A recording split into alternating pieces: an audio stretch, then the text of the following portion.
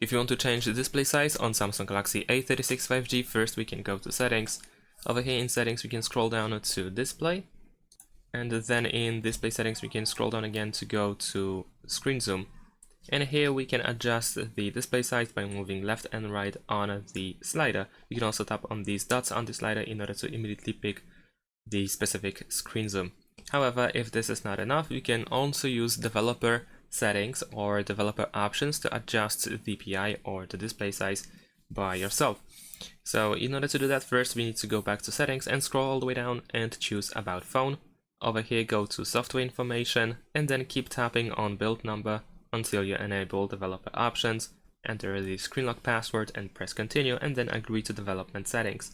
After you see this information, developer mode has been turned on. You can go back to settings again and scroll further down to reveal developer options.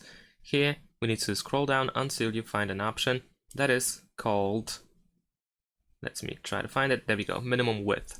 So this is the DPI setting. Over here we can adjust it by inserting a different number. So for example, if you choose 200, I believe the minimum value is actually 320. Yeah, there we go. So as you can see, we can make the screen much bigger.